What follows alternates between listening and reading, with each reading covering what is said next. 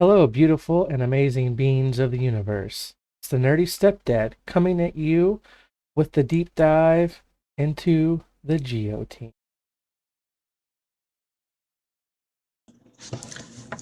The nerd herd awaits. Like, subscribe. Let's conquer this galaxy together. What's up, everybody? Coming at you, like I said, with a deep dive into the Geo team. Why are they important? Who do they beat? Who can't beat them? Who can beat them? How to mod them? That's what we're going to go over today. Alright, so let's look into this Geo team. There are only 5 Geos in the game, so this is the only variation of the Geo team. There are 2 possible leaders, but the only one that you will ever use, except maybe in 3v3, is Geo Brood Alpha, and even then he's probably the only leader you should use from the Geos. So what makes this team tick? It's going to be their uniques and the hive mind that each has. So once you get these characters up and you get to their final level of their uniques, you will unlock the hive mind bonus. And so for Geo Brood Alpha, he assists whenever another Geo ally uses an ability during his turn, dealing 50% less damage. And he equalizes health protection with hive mind allies whenever an enemy uses an ability.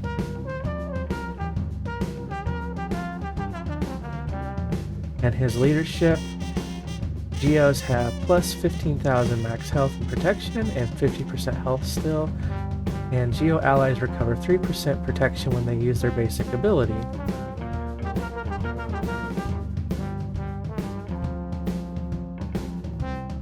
You do with him summon a Geo Brute who is an extra character and is a tank.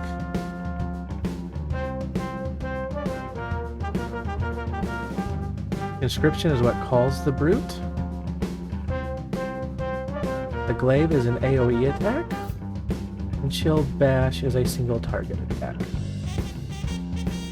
Geo Spy is going to be the main source of damage on the team, single target damage, whereas we just saw with Geo Brood Alpha, he has the AoE, that's a lot of damage as well for the team. So what are his hive tactics once you get to that last level? Whenever an enemy is exposed, they lose stealth if they had it. Not the biggest hive mind bonus, but still something.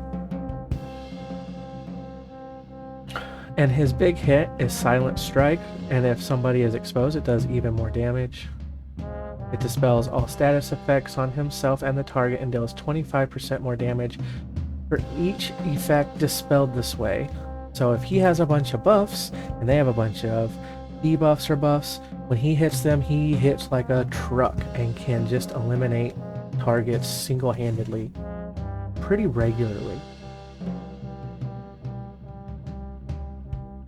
We have Poggle the Lesser, which is the other leader, but we will never really be using him as a lead. His hive tactic, Geo allies remove 1% turn meter from attack from the target enemy whenever they attack out of turn, and every time one Geo uses an ability, all the other Geos assist, and so you're losing, if with Brute, 5% turn meter every time there's an attack, and that adds up really quickly over time and can really make a big difference. He also has War Leader's Resolve, which dispels all debuffs on himself and gains turn meter for each debuff dispelled, and grants all Separatist allies offense up for 1 turn. Then he has a single target damage, and it inflicts ability block. It has a 60% chance to do so, 80 once you get it leveled up. It's pretty consistent, and it's a good ability block, so that can really help stop certain characters from using big moves. And Sunfuck is another tank on the team. Him and the Brute together dual tank this team. His hive tactic, when he taunts, he gains defense up, and health still for 2 turns, and other Geo allies gain those buffs for 2 turns when he loses his taunt. So it's constantly buffing up defense and health, and can help keep the Geo team alive, especially with them equalizing their health and protection after each turn. Geo Soldier is also an attack unit, and his hive tactic, allies have defense penetration, which just makes them hit harder.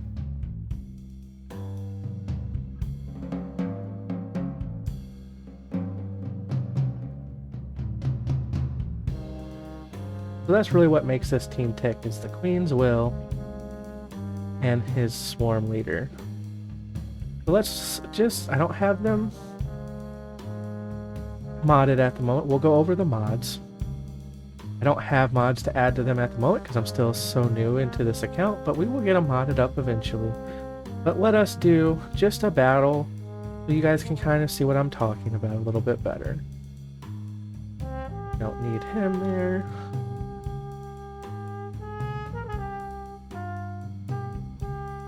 If I had mods, they would be attacking a little bit faster. We're going to go ahead and summon that brute. Now, if you have the Zeta, it auto summons the brute, which is really nice. And we will just start doing damage. You always want to call Spy whenever you can, because he's the one who does the most damage. Before you use his big hit, you do want to use this third ability, which will generally put Expose on a target. Not always your target, but a target. Your target is best, but it's also fine when it doesn't happen. And as you see, the brute also retaliates.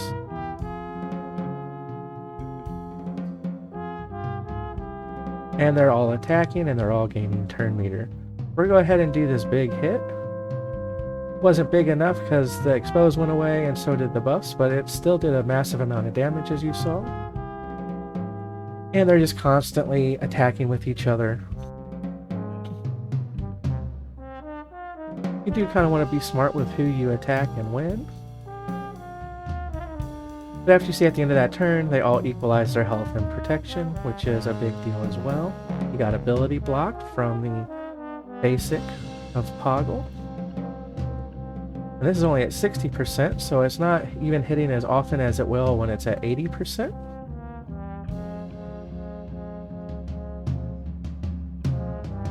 And the retaliate's a big deal too. It really helps keep the team going. Now this team, more often than not, you are going to place on defense. It's especially early game.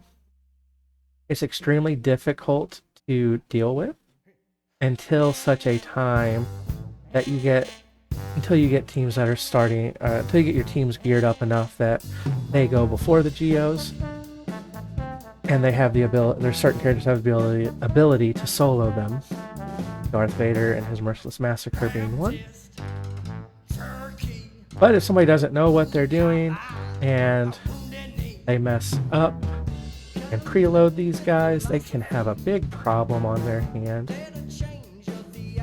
Because once they get rolling with their added turn meter, they can be extremely difficult to get to kill and to get everything completed, or to kill them and just get them out of the way. As you saw, he had a really big hit there. If we have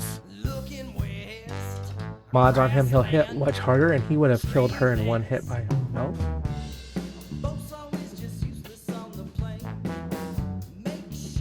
As you see, they are pretty susceptible to if they get hit hard, they will die until you get them geared up and modded up. And that's okay. I don't even have these guys fully at level 85 yet, but it's definitely, we're punching up with this team. Mostly just to show you guys them in action live.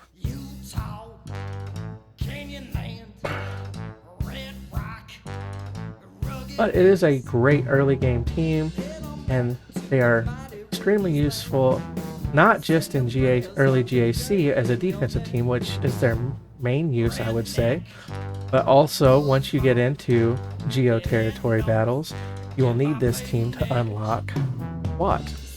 You'll need them all at least at gear 12 and modded correctly.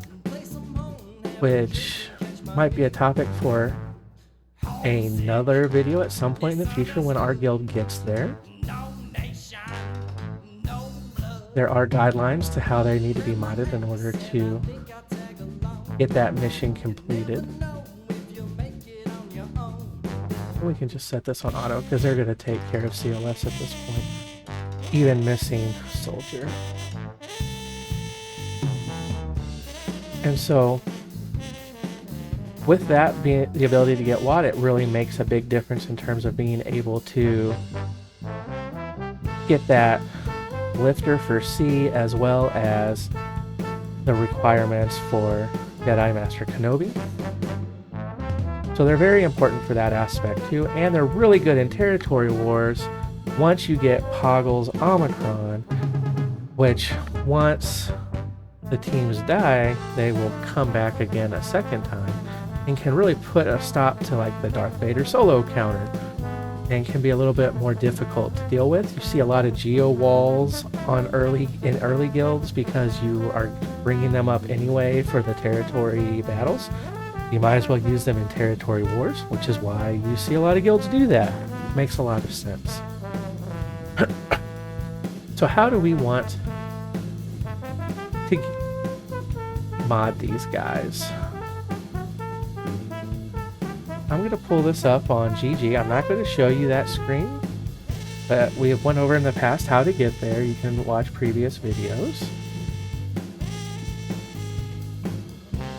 But for Geobrood Alpha, the best mods for him are going to be 4 speed and 2 health, with the arrow being speed, a triangle being protection, circle being protection, the cross being protection.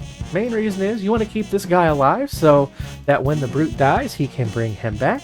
If the brute gets really low, you can kind of heal him up, and it equalizes amongst the team. So if the team's starting to get low, it kind of revitalizes the whole team. He's the engine that really makes the team go, so you have to keep him alive, which is why there's so much protection. And you want him to be as fast as possible, so he's constantly going and constantly able to get that conscript ability going. Now for Geo Spy, what do we want? Since he is the main damage dealer, we want to make sure that we're modding him for crit chance and crit damage, so that hit, when he hits, it will crit and it will cause a massive amount of damage. You want the arrow to be speed. You want the triangle to be crit damage. You want the circle to be protection. You want the cross to be offense. You want as much speed and as much offense and as much crit damage and crit chance as you can get on this guy. For Poggle, who's more of a guy that stops other teams with his ability block, what do we want for him in terms of mods? We want health and speed. We want speed, protection, and potency on the cross. The potency just to help land that ability block more often, and the protection to keep him alive, because if you can keep people ability blocked, it really helps him in terms, or the team, in terms of just controlling the other team and stopping them from doing any of their big hits. Sunfuck is the second tank, as we've talked about, and for him we want health, health, and health, speed, protection. He is the tank alongside the brute. You just want to keep everybody off of Geobrood Alpha. You want to keep them off of Spy. You want to keep them off of Soldier. And so that's what his job is to help supplement that brute and just to stay alive and take hits.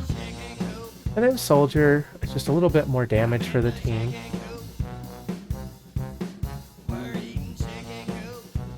And for him, oh, actually I pulled up Spy again. Fat fingers, guys, fat fingers. So for him, best mods, we want crit chance and crit damage as well, because we want him doing as much damage as he can. We want speed, crit damage, protection, and offense, just like Spy. These guys are also really important for your Malevolence fleet. You're going to have Geo Starfighter. You're going to have Sunfox Starfighter. And you're going to have Spy's Starfighter. And you're going to need them for the Malevolence fleet. They're what make that fleet viable, along with a couple of pilotless ships. And so they are also important in ships.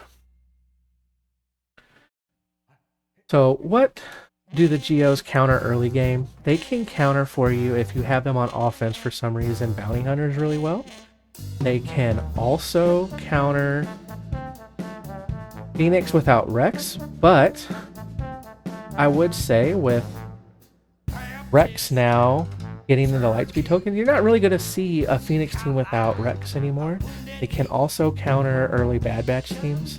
They can counter Jedi teams that are out there.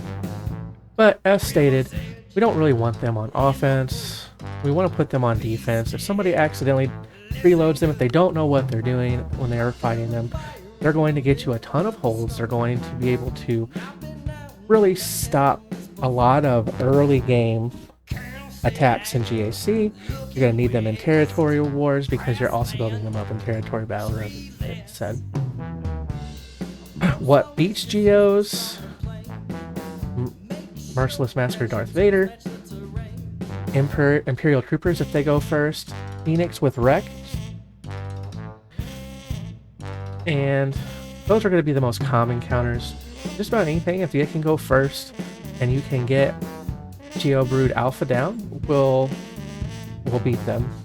And anything with a lot of disruptions or stuff that stop turn meter. You also don't want to overspend on killing them because certain things like just a singular Darth Vader can kill the entire team in GAC. So that is our deep dive into the Geos. Not a super long video today, not anything that we can really add to this. Like, it's just what it is. This is the team. We are not going, there's not any way to have different variations of the team. It is what it is. They're really good early game. You need them mid game for the Watt mission, unlock Watt so that you can get Jedi Master Kenobi, so you have Sith Eternal Emperor's Lifter. You're going to need them late game for the ships, mainly for the Malevolence fleet, which is still a fleet that strips banners either on GAC and defense or can take out certain fleets on offense. And so they're still viable late game, just not the team itself. You're not going to be using them in late game GAC. You're not going to be using them probably even late game territory war, but early and mid game territory wars, they're very effective. You get the Omicron, they can be an annoying wall to deal with for a guild. And yeah, that's the Geos. There's not, like I said, not much else I can say. If you've stuck around this long, please make sure to like and subscribe the video. Let me know which of these Geos do you like the best? Why do you like that one the best? And let's get a conversation going about them. I think they're a really great early game team. And for me, I think my favorite of the bunch is probably Spy. I love his ship, and I love just how hard he hits and just eliminates people. I think it's really cool. The Geonosians are a really sad tale in Star Wars that the whole species is gone. Just really goes to show the cruelty of the Sith. Use you, abuse you, get you out of there. So, it is what it is. I really do enjoy that the Geo team is in Star Wars Galaxy of Heroes. I think it's a great early game team, something that every beginning player should build up. Most guilds are probably going to ask you to build them up, so just get a head start and start getting on them. I hope you guys all have a wonderful rest of your day. And to my Bantha brothers, good luck in your territory wars, your territory battles, your GACs. And to everybody, may the Force be with you.